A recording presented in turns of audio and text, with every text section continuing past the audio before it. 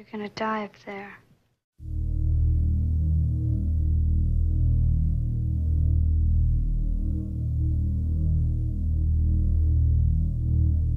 One of the things that's always attracted me to the horror genre is that it's assaultive.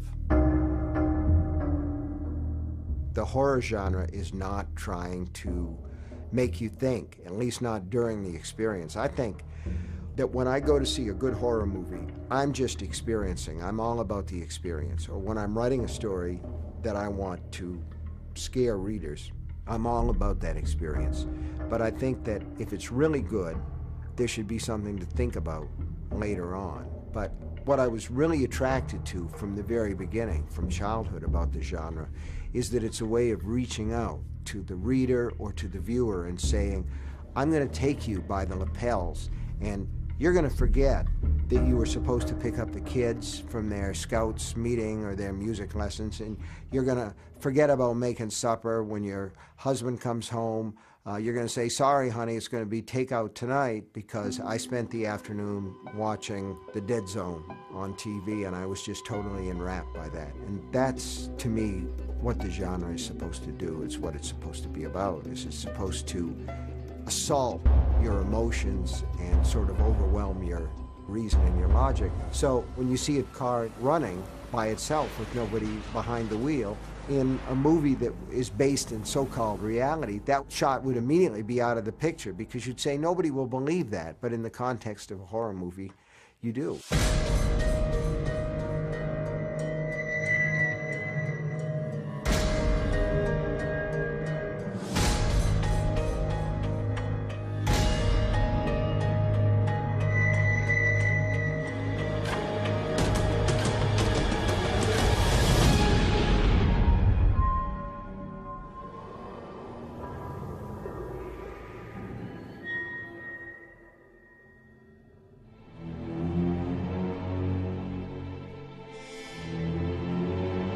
People say to me, what was the first movie that ever scared you? The answer is Bambi, the Walt Disney picture. My mother took me to see Bambi in a theater, and I remember the forest fire and the animals leaping to get away from the fire and being absolutely terrified and coming back and worrying that the house might catch on fire. That's the effect that the unreal has, particularly for a child, that carry it into real life. You wonder what's under the bed.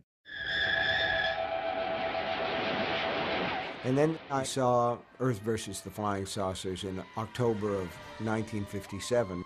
I was probably 10 years old, and the special effects were by Ray Harryhausen, and none of us had seen anything quite so sophisticated. And if you're a child, you believe. And when I watched the film, it was a Saturday matinee, and in the middle of it, the picture stopped.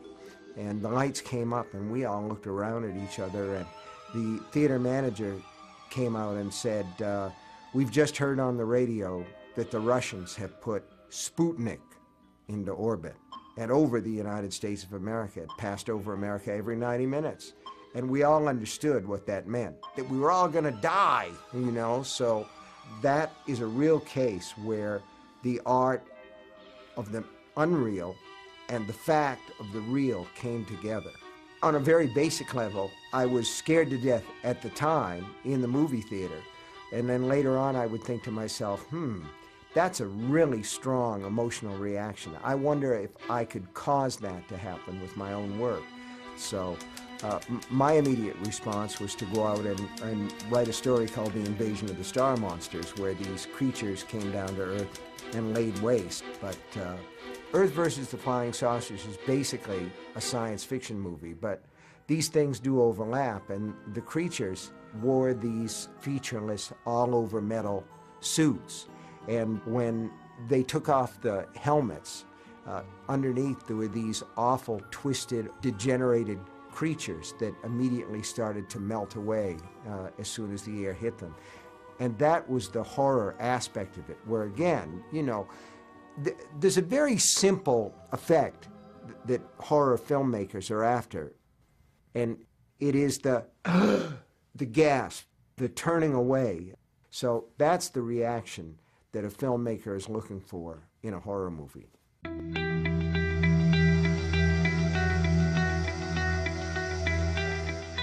the horror genre is an extremely delicate thing. And you can talk to filmmakers, and even psychologists who've studied the genre don't understand what works, what doesn't work, and more importantly, they don't understand why it works, when it works. Does it go back to childhood? Are there certain archetypes? It's tempting to say so, and certainly we know that children are afraid of the dark, and one of the elements that works a lot in horror fiction is that fear of the dark. And when you watch movies from the black and white era, and I'm thinking particularly of the era when Val Lewton worked, you come to an appreciation of how wonderful black and white movies were. The use of shadow, the use of a kind of surreal imagery, like the scene in the swimming pool in Cat People. It's an extremely scary sequence where you never see anything.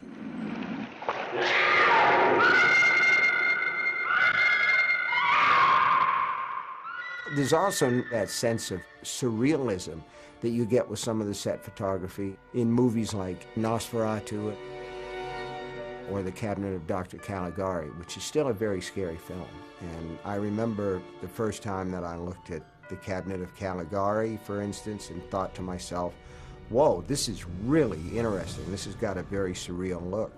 I can remember the first time that I saw Todd Browning's film, Freaks. I was very anxious to see it, but it never played on TV because it had the reputation of something that was beyond the pale, that just went too far. And for any horror movie fan, when you hear a critic or when you read a film historian saying, this picture just went too far, you want to see it. Google gobble, Google gobble. We accept her, we accept her. Google gobble, Google gobble. I said to myself, there's no faking going on here. Women with beards and dwarves and guys that have no arms or legs to speak of. You're absolutely riveted to your seat and horrified by what you're seeing. And it has that effect that the best horror movies have of putting you in a position where you'd like to turn away and you can't.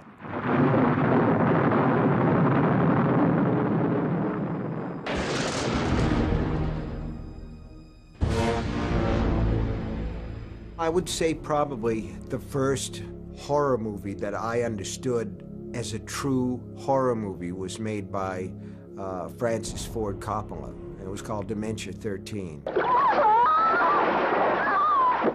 It's a black and white movie, and it is an absolutely terrifying movie about an axe murderer. So that one terrified me as a kid because of the axe murders. And then a few years later, George Romero comes along with Night of the Living Dead. I knew nothing about the picture. I was in college at that point. And I went into the city of Bangor, which was about 8 miles from where I was living on campus, on a Thursday afternoon. The theater was empty, except for me and 2 or 3 others. Big old movie palace from that period with the chandelier down and just a cavernous place. The perfect place to have the absolute wits scared right out of you. And I had no idea what the movie was about, except that it sounded like it was about zombies. But my experience with zombie movies had been things like Macumba Love and I Walked with a Zombie. They weren't terribly scary movies, so I really wasn't expecting a whole lot, but I had the afternoon. And the movie starts with a man and a woman in a graveyard putting flowers on their father's grave. And the young man starts to tease his sister about how scared she always was to come there. They're coming to get you, Barbara. And there's this guy wandering around that looks like your basic wino. He's just shambling, sort of, but you don't think of him as a dead person. He doesn't look like a dead person in a standard horror movie. He just looks like a guy in a kind of baggy suit until the shambler comes over and dashes this young man's brains out against a gravestone. And at that point, you say to yourself, I'm in a different world. This has just jumped into a different level of horror. As a sequence, it's genius. It's an evil, genius piece of work. You're just absolutely terrified. But I think that the shelf life of horror films is limited in terms of the emotional response of the viewer. The first time that you see Night of the Living Dead or Dementia 13, you're absolutely riveted. The second time, you're scared. The third time, the film has lost something essential that it had the first time. Now, people continue to go back and see The Night of the Living Dead, but what they're experiencing isn't horror at that point. It's the memory of the horror that they felt the first time that they saw it or the second time they saw it. But that's also one of the magic elements of the movies, is that it not only causes us to experience emotions, it causes us to re-experience them and then to remember where we were and how we felt. But you know, the thing about zombies that makes them so terrifying is they won't stop. Whether they shamble or whether they run really fast, the fact is they won't stop. If you cut off an arm, you cut off a leg, they won't stop. The only thing that stops them is to shoot them in the head or burn them. So the horror comes from the fact that the nightmare never ends and death is not the end.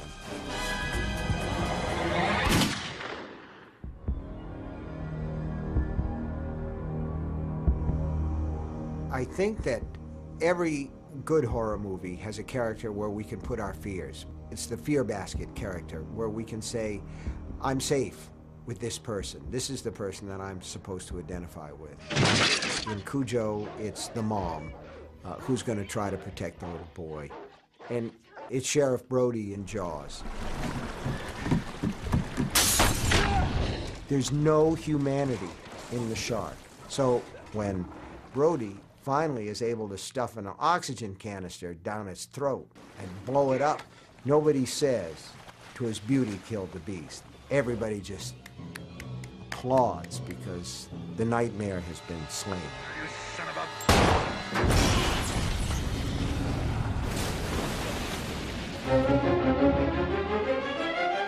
In the greenhouse, I was working. I couldn't see. Yeah. Then a blast of cold air, and I heard Olson scream. When I turned, the thing struck at me.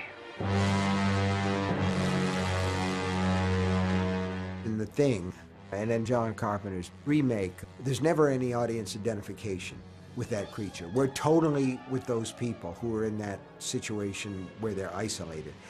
It's a beautifully made piece of work. And when the thing finally starts to show up, we realize that it's totally divorced from humanity as we understand it. So it's perfectly okay to kill it.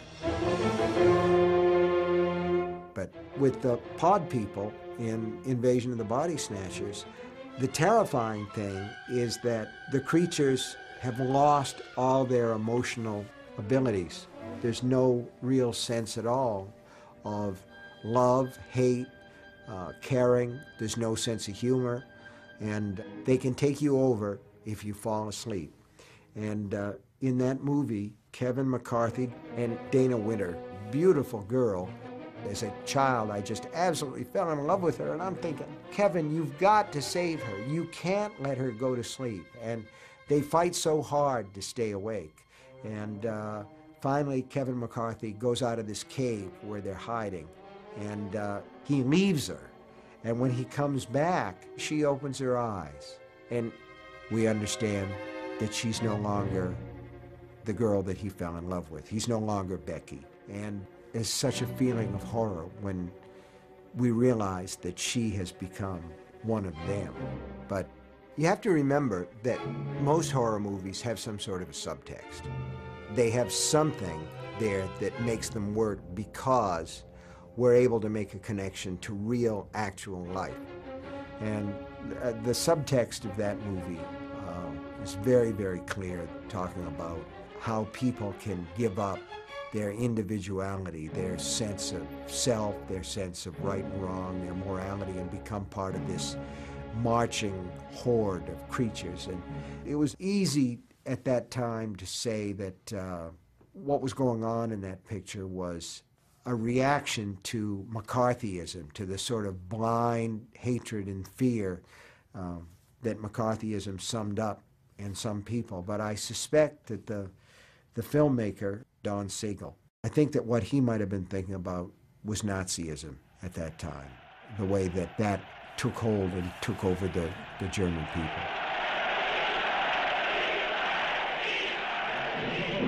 alive! It's alive! It's alive! It's alive! There have been varying takes on Frankenstein. In the original, the black and white Frankenstein, we feel some real pity for the monster. We understand that he didn't create himself. He was made out of parts, and he is actually trying to understand the world that he lives in.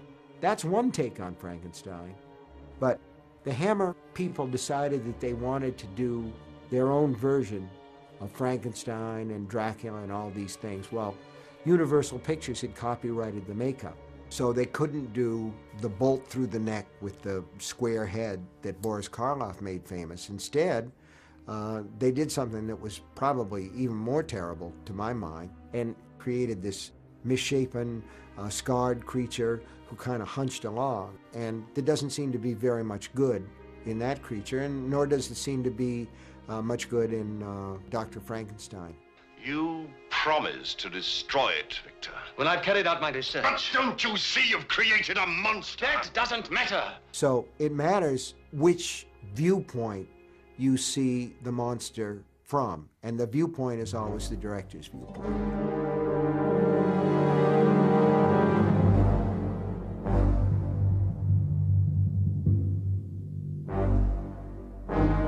Part of the reason it worked was because The Creature from the Black Lagoon was in 3D, and that led to a dimension of reality. Again, it was something that we hadn't seen before, and it was something new. I don't know what you'd call it. It sounds incredible, but it appeared to be human. You knew that it had to be a guy, even if you were 5, 6, 7 years old. You knew it had to be a guy in a rubber suit.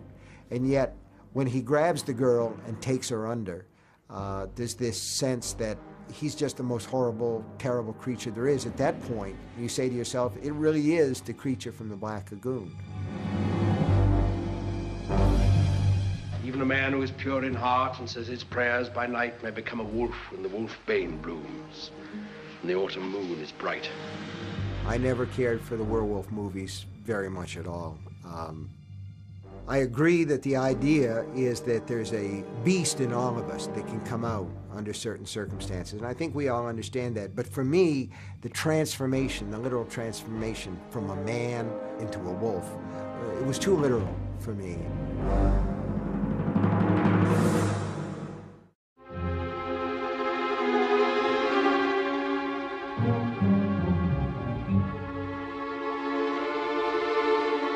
All right, this has always been a low-rent genre. There's no doubt about that. But I still have a big affection for the monster pictures, the B pictures from the 50s and 60s. A lot of them were Samuel Arkoff specials, Roger Corman deals, American International Pictures, where a lot of times they would simply start with a title. Someone would say, well, we're trying to get the teenage audience here. How about I Was a Teenage Werewolf? So it's a ridiculous title, but they go out and they make the movie, very low budget, Michael Landon, starring as this angst-ridden kind of guy. There are actually, there are echoes of the Twilight books in that movie, I Was a Teenage Werewolf, because really when you start to think of it, what is Twilight? It's I was a teenage vampire. So, you know, everything comes around and goes around.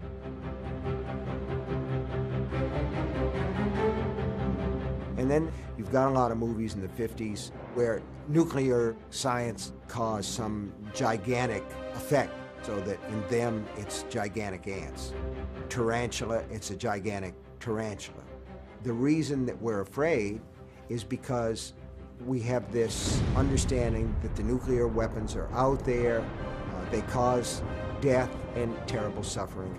So this becomes lodged in the subconscious, and when you say, as a filmmaker, these things are scary to me, therefore let's put it in a movie and it will be scary to somebody else. I am William Castle, the director of the motion picture you're about to see. At any time you are conscious of a tingling sensation, you may obtain immediate relief by screaming.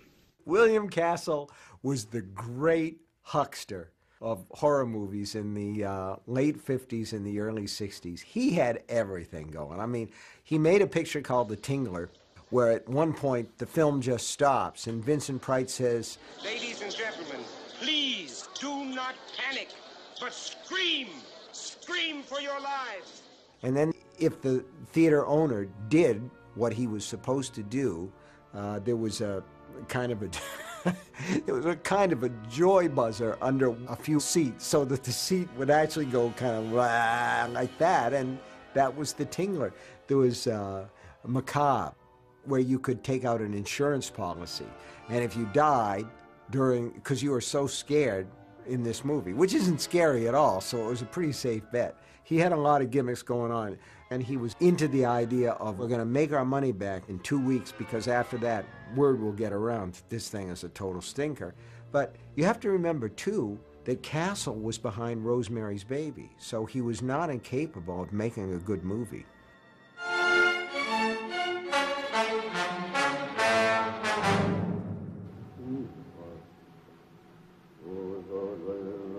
you awake? Don't say a word, Theo, not a word. Don't let it know you're in my room. Now, we could argue back and forth about The Haunting. The Haunting is a very interesting picture. Is it a horror picture? I don't think it really is. There are scenes of excruciating suspense and terror in that movie. There's a scene where two women are in bed together, clutching each other in horror as something pounds on the door outside. But it's not a ghost, it's not a monster, it's just a woman who's terrified herself and happened to get lost. But I would say, if anybody gives us a run for our money in the horror genre, it would be the Japanese. They did a lot of monster movies in the 60s and in the 1990s and the early part of the 21st century. They started to do a lot of movies that combined somehow ghosts with technology. One of the big ones was Ring, which deals with a cursed videotape that if you watched it, and that was a movie that actually had a buzz, a little bit like The Exorcist, the idea that you have to be really brave to look at this movie because it's really scary. And it was very surreal, interesting movie, and actually the American remake of The Ring was interesting too.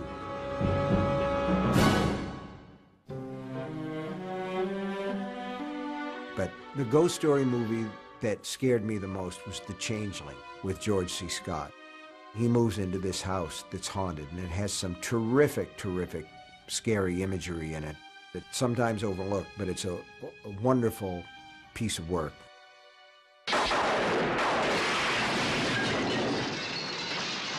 I love the Amityville Horror. It's like the first of these over-the-top haunted house things. I mean, a lot of my problem with the movie came from the book, which was obviously such a piece of hokum. But haunted house stories are always stories about a house with a history, and part of the build-up in this kind of movie is the history of the house and all the terrible things that have happened there, and then they start to replicate and they start to happen again.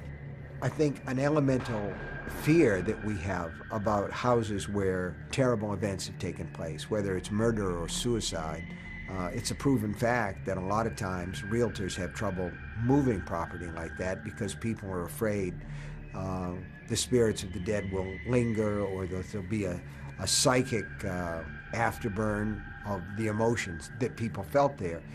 So in that sense, there's a nice little nugget at the base of the Amityville Horror. But what I really liked about the Amityville Horror movie was James Brolin's arc from this really nice guy who had bought a fixer-upper into this sort of purple-eyed guy that might snap at any moment and do anything. It was a terrific performance, and you really believed that at any moment, you know, he was going to take an axe to his family.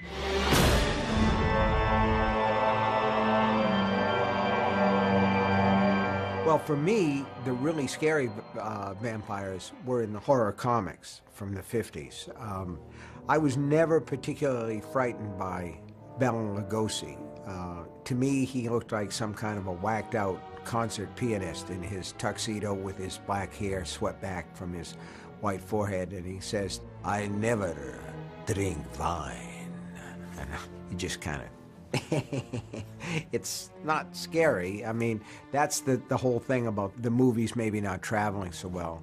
It was only probably 20 years between the time when that movie was made and when I first saw it on late night TV, but it absolutely did not frighten me. But on the other hand, Christopher Lee was much more sinister, much more magnetic as Dracula. But also, that may be a generational shift.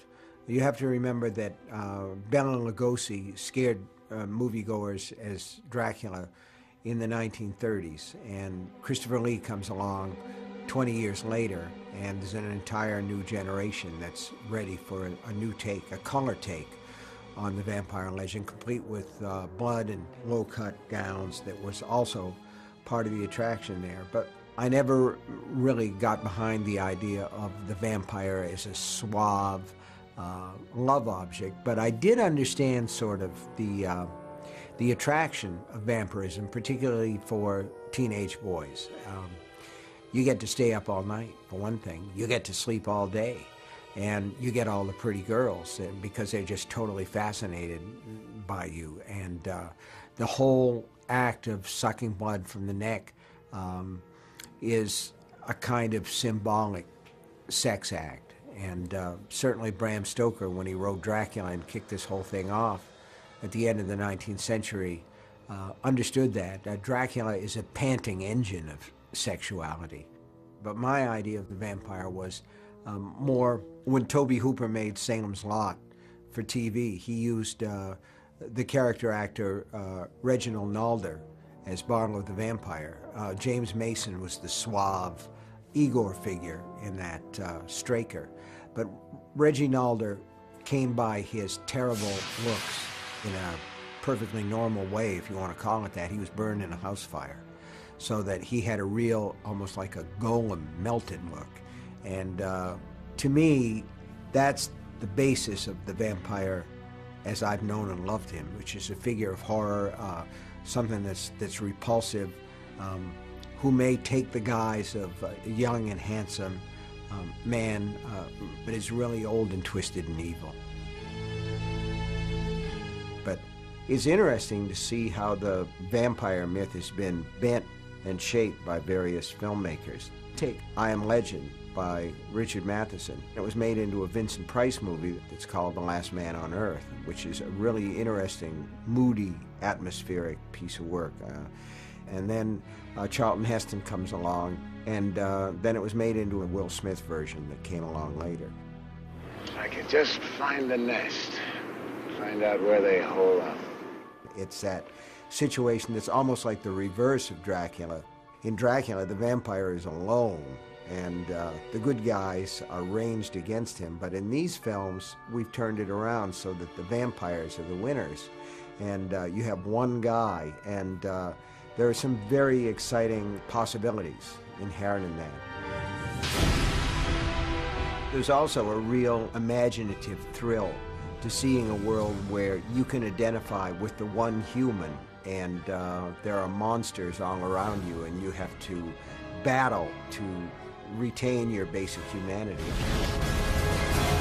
And then there's another vampire film which has another take on the vampire legend, and that's Near Dark by Catherine Bigelow, where the vampires are presented as nomads, outlaws that are traveling across the country.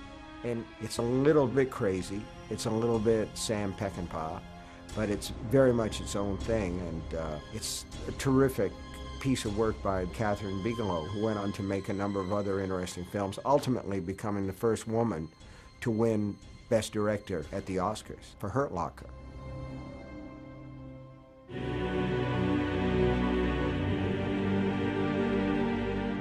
Horror movies often work better when we have a stake in the game. The more we care about the characters, the more human they are to us, the more appealing they are to us, the more effective the horror tends to be, which is why Rosemary's Baby was such a smashing success, really. I mean, this was the period of her life where Mia Farrow cut off almost all of her hair so that she has a waif-like, childlike thing going on with her. She looks like she's maybe 17, and a sickly 17 at that, and she's married to an aspiring actor played by John Cassavetes, one of his best roles. It was a part that he was almost born to play because he's got this sort of greasy smile and this queasy moral affect about him, so that you begin to sense that he will do anything to become successful as an actor, and that includes selling his child to devil worshippers. But the secret that the film is withholding from us is that they don't want to use the baby for sacrifice. The baby is the Antichrist itself, and that's a wonderful, horrifying ending. At the very end, the movie tops itself when Rosemary decides, no matter how horrible it may be, she is still the child's mother, and she comes on board with the Satanists. But it works because we love Mia Farrow as Rosemary. It's a wonderful piece of work.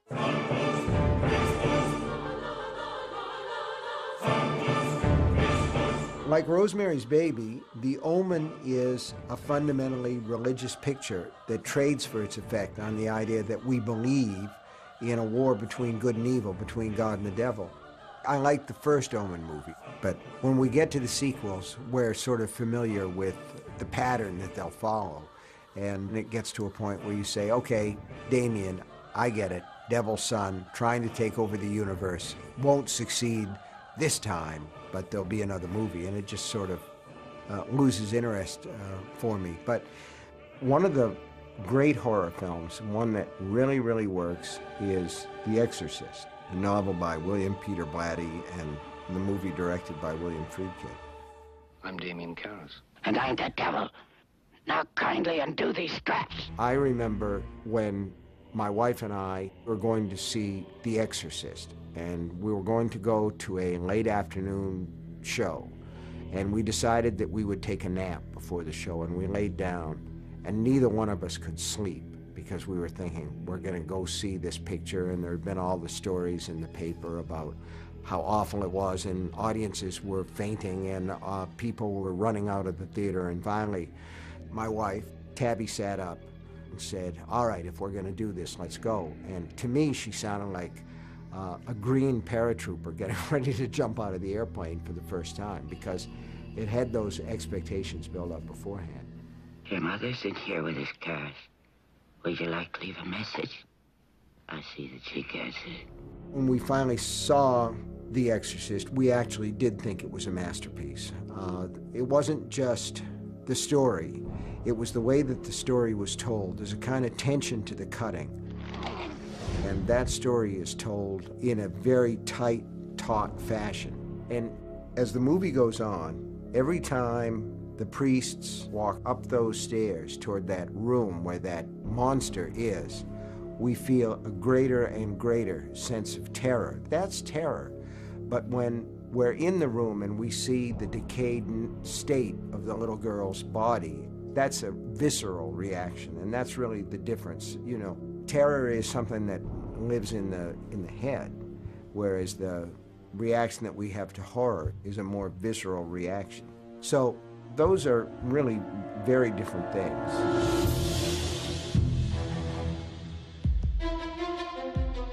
There are some scenes that live in our memory and continue to work in a kind of classic fashion. And the one that everybody thinks about, I think, in that respect, is the shower scene from Psycho.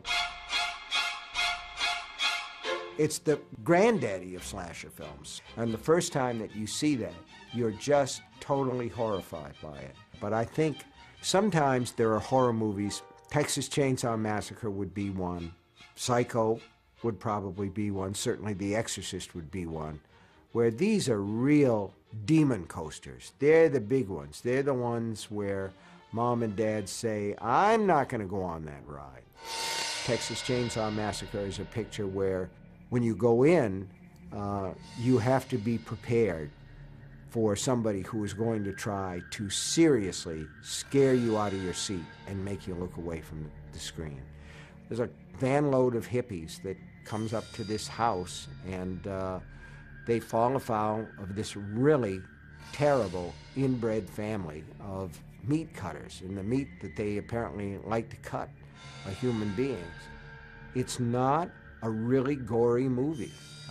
A lot of it, like some of the Luton things, are done by suggestion, although the suggestions are a little bit more overt, like the meat hooks that hang down. Texas Chainsaw was the first movie, I think, to really effectively use those images of meat hooks and chains, which you see again and again in horror movies since then. And the fact that Leatherface is never really seen. He's just wearing this sort of awful organic mask and apron and swinging his chainsaw around. It's an absolutely terrifying picture, and that was Toby's genius in that.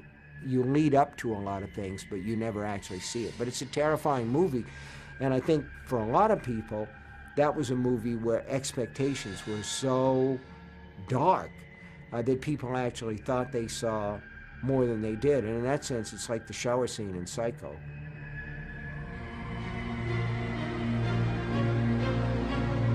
I can remember the first time that I saw Halloween. Most people can. They can remember the first time that you saw Jason, Friday the 13th movie.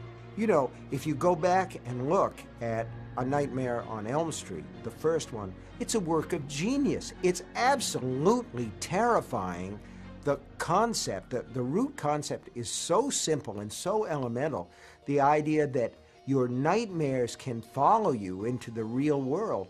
It subverts everything that we know and everything that allows us to coexist with the whole idea of nightmares. You have this terrible dream, and then all of a sudden you're coming awake and you say to yourself, oh, thank God, that never really happened at all.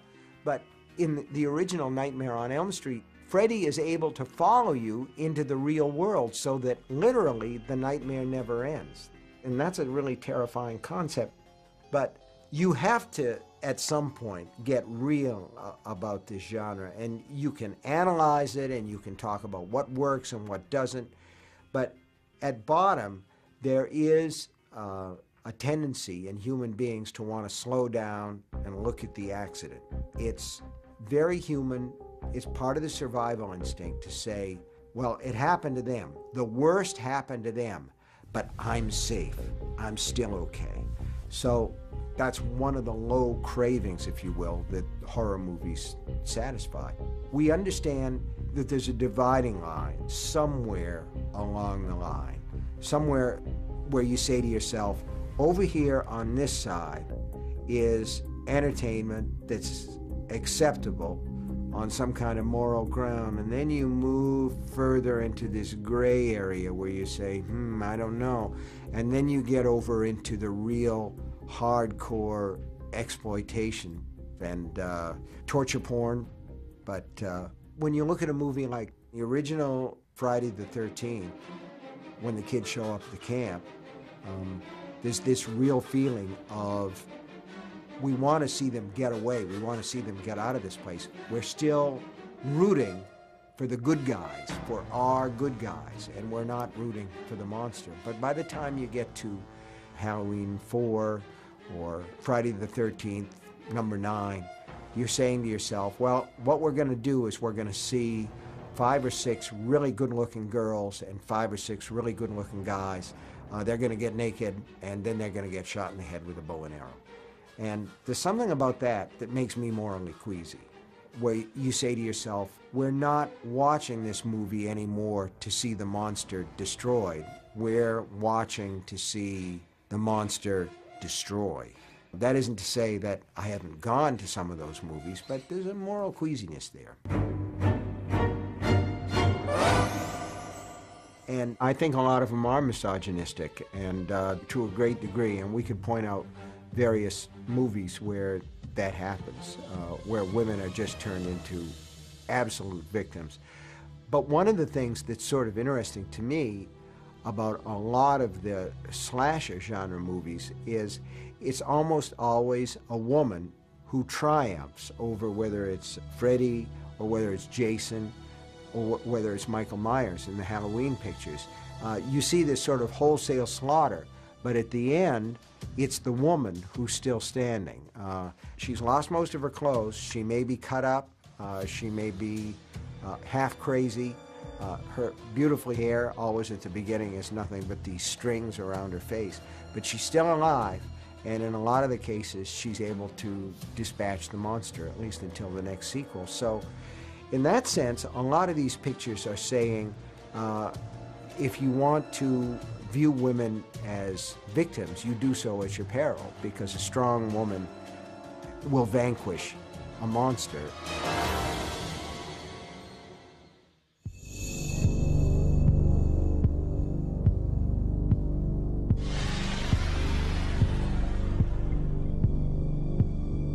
Carrie was a terrific piece of work, and there terrific acting by Piper Laurie. She was nominated for an Oscar, but did not win it. And Sissy Spacek was nominated and didn't win it. And both of them were really good.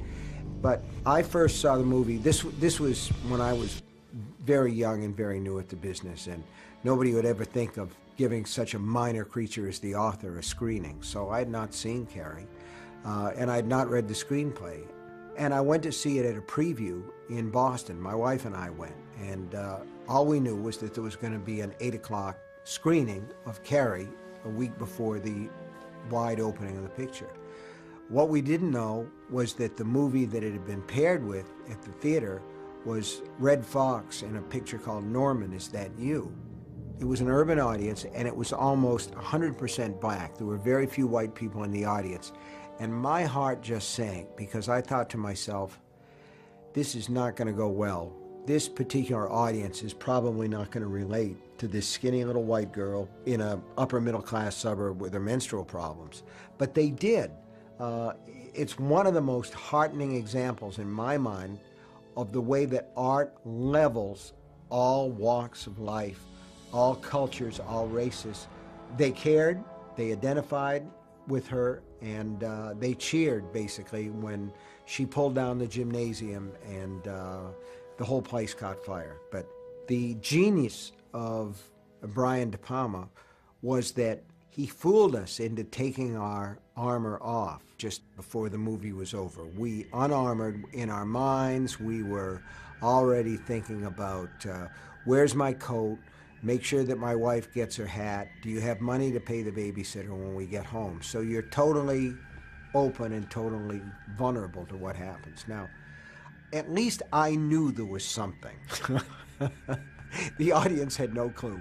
So at the end of the movie, when Sue Snell, who was played by Amy Irving, is going to put flowers on Carrie White's grave, a hand comes up through the grave and seizes her, and the audience went to the roof, totally to the roof. And they screamed their head off, and it was just the most amazing reaction. And I thought, we have a monster hit on our hands, and Brian De Palma has done something new. He's actually created a shock ending that shocks an audience that was ready for a horror film. And there were several people who did it after that. The original Friday the 13th had that same kind of ending where you think everything is going to be okay. There's a canoe on a placid lake, and all at once Jason leaps out of the water. And so it became, after a while, part of the horror movie tradition to do that. Careful. This is the moment when the supposedly dead killer comes back to life for one last scare. I have a real problem with The Shining, and Stanley Kubrick knew that I had a problem with The Shining. I had a discussion with him beforehand. He said, "Stephen, Stanley Kubrick here. Don't you agree that all stories of ghosts are fundamentally optimistic?" I said, "What do you mean?" And he said, "Well, if there are ghosts, it means we survive death, and that's fundamentally an optimistic view, isn't it?" And I said, "Well, Mr. Kubrick, what about hell?" And there was a long pause on the telephone line, and then he said in a very stiff and very different voice, "I don't believe in hell." And I thought to myself, well, that's fine, but some of us do, and some of us believe that ghosts may survive, and that may be hell. And that was sort of where I was coming from with The Shining. But in the novel, The Shining, Jack Torrance is a difficult character, but he's fundamentally a sympathetic character. And I always visualized him as a piece of metal that's bent first one way and the other by these malignant spirits who basically want his son, because his son is a psychically powerful person. So I saw these all as warm characters, characters that were being threatened by forces from without, from ghosts, from real supernatural creatures. And the film is extremely cold. Stanley Kubrick saw The Haunting as coming from Jack Torrance, from the Jack Nicholson character, whereas I always saw it from outside. So we had a fundamental difference of opinion about it. I always thought that the real difference between my take on it and Stanley Kubrick's take on it was this. In my novel, the hotel burns. In Kubrick's movie, the hotel freezes. It's a difference between warmth and cold. But the images are striking. There's no doubt about it. I mean, Jack Nicholson's face in the doorway, his bearded, crazy, grinning face, and he says, "Here's Johnny," which was his ad lib, and it became, you know, part of the movie. So the images are striking, but to me, that's surface. It's not substance. So I used to describe The Shining, the film, as something like a beautiful car that had no engine in it. George Romero and I became friends because I happened to be in Pittsburgh, and he sought me out and asked if I'd like to do a little bit part in Night Riders, which was one of Ed Harris's early movies. And I said, sure, I'll do that for you. And he must have seen something there, because when we got together with Creepshow, where there are like 5 stories in Creepshow, and we actually had some pretty terrific people. We had an all-star cast, and he said, I would like you to play Jordy Verrill. So I was very flattered. And Jordy Verrill is a story of a country guy who's not very bright, and a meteor lands in his back pasture. And so he picks it up, and it breaks open, and he gets the stuff inside on his hands. And he starts to grow. He becomes a weed. And I thought that it would be okay, because it was a role I was familiar with. I'd actually sort of been a Jordy Verrill type as a kid, kind of a country bumpkin. And also I figured the makeup would forgive a lot. You can see that I'm the guy who ought to have stopped acting at the level of community theater. But I've been asked several times to do cameos in various movies, and I've done it whenever it was possible for me to get to where the shoot was. And I think people kind of like it. It's kind of a Where's Waldo kind of thing. May the Lord bless you and keep you. May the Lord make his face to shine upon you and comfort you and lift you up and give you peace. The Dead Zone, based on my novel, is Christopher Walken's finest dramatic role, I think. He did a terrific job as Johnny Smith, and he really conveyed the pathos of being the outsider, of being different, and being able to say, I don't want to be this way. This is not my fault. But The Dead Zone is a very atypical Cronenberg picture in a lot of ways. There's nothing particularly bizarre about it, and it has a warmth that's missing in a lot of the other pictures, because Cronenberg is a very cold director with a very cold eye. But Dead Zone is a very warm picture. It has a really interesting, almost Saturday Evening Post cover, mid-American look to it. And Cronenberg is really the best director of horror films in modern times, it seems to me. He's the one who thinks the most about what he's doing, and he's done a lot of very interesting stuff, like Scanners and Videodrome with James Woods. And I was absolutely floored by The Fly. I didn't realize it was going to be as grim as it was, but it was a terrific experience. But you know, horror movies don't get any respect. We're poor relations at the table. We sit at the foot of the table, and we don't get a lot of respect when the movies work. In fact, the only actor or actress that won a major award for anything that was based on my work was Kathy Bates for Misery. And she certainly richly deserved that Oscar. But when you look at a movie like Cujo, Dee Wallace in that movie gave the best performance that I've ever seen in one of my movies. And Dee Wallace probably deserved to be nominated as much, if not more, than Kathy Bates. And it's a performance that grows in my eye every time that I see it.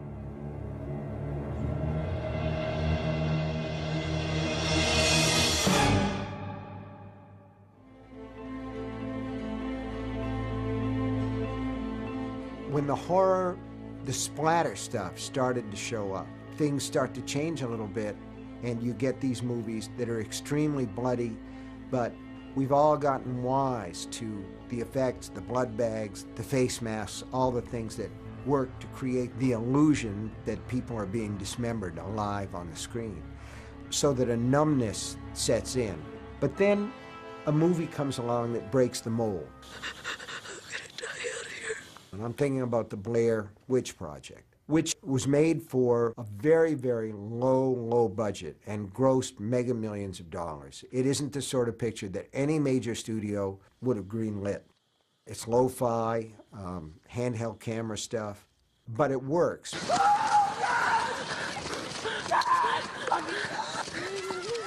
So these young people go in and they make a movie about people making a movie, a bunch of young kids, film students, who are going to go into the Blair Woods looking for this fabled Blair Witch. But it works because the kids get lost, and that's bad. That's something that strikes us, being lost in the woods. It's a very simple, easily grasped fear. And then they begin to see these weird symbols in the trees, and you realize there's something going on here that may well be supernatural. And the last image in the movie is the girl goes down, she's holding the camera, and we see this young man who is part of the film crew standing in the corner, just talking about it. I break out in goosebumps. And then something gets her, and the camera falls to the ground. We see the image sideways, and that's the end of the movie. There's never any real explanation. And to my mind, that's where the real horror lies. I saw the Blair Witch Project in 1999. I saw it on a screener originally. And about halfway through it, I turned it off because I was too afraid to go on. And Paranormal Activity is the same kind of movie, and it works for the same reason. And one of the things that makes horror so attractive to young filmmakers, to people that are breaking into the genre, first of all, it strikes them as sort of an outlaw genre, and it is. But also, they're allowed, in a lot of cases, to do things that the majors simply won't touch because they're unable to see any profit potential. Sometimes the profit comes when you're not trying to aim for the buck. But the horror movie and the Western are almost always there. But they do go through cycles, and I still believe that you see bulges in the amount of interest there is in horror films. And the more worried we are, the more horror movies show up. But as far as the future of the horror genre goes, it's impossible to say. Certainly, there have been technological innovations in Hollywood that have to do with special effects. They come with their own danger, and the primary danger is that all of a sudden you will have story supporting special effects instead of special effects supporting story. That's going to be a danger. 3D is going to be a danger because they're just simply depending on that 3D thing that's coming out of the screen at you. And it doesn't necessarily translate into goosebumps.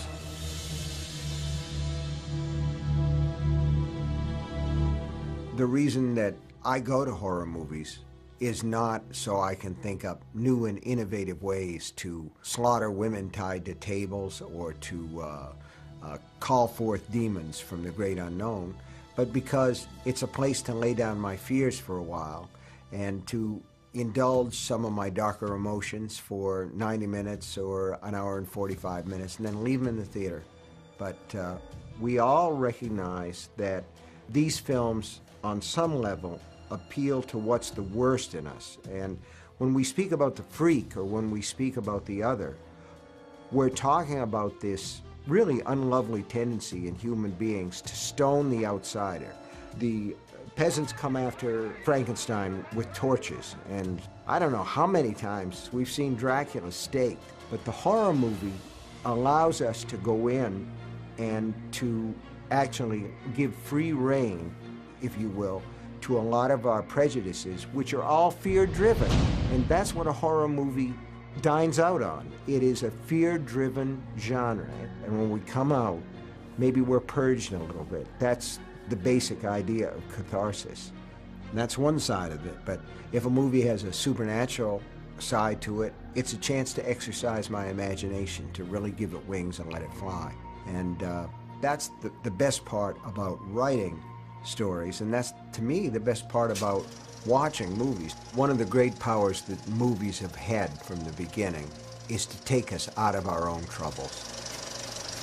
But you know, you go to a movie and you see something that's really terrible, and it's awful to say, but it's true. You come out and say, well, my problems are nothing compared to Jeff Goldblum. I just saw him get turned into a human fly, and that makes my life look a lot better. And for a while, this story, this act of the imagination, this sustained act of make-believe, took me out of myself. It took me out of my own problems. So I think the horror genre will continue to be vital. It's thriven in all the various decades of the American film. Other films come and go in popularity, but horror films have always been a part of our culture.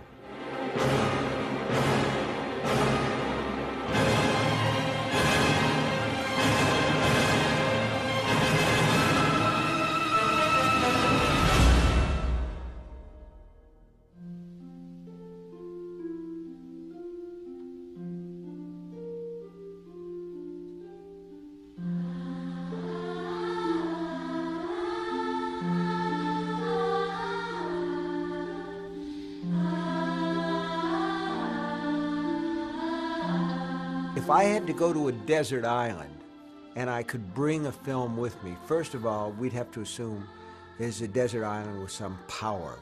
Certainly I would want to watch Casablanca. That's a film that I'd want to have. And I'd want to have Citizen Kane with me. But if for horror films, I know that I would want Psycho, and I would want to have The Exorcist, Dawn of the Dead, both versions, the Zack Snyder version and the George Romero version. From my own work, I'd probably want The Dead Zone and Misery. Can I have three? I'd maybe want Cujo as well. Those are all pretty darn good movies. There are other movies made for my work that aren't horror movies that are good, like The Shawshank Redemption and The Green Mile. But for horror movies, yeah, I think I'd want those. Now, if I had to take just one horror movie, boy, that's a question where all these movies flood in at once and say, pick me, pick me. But I guess I would probably pick the original Invasion of the Body Snatchers.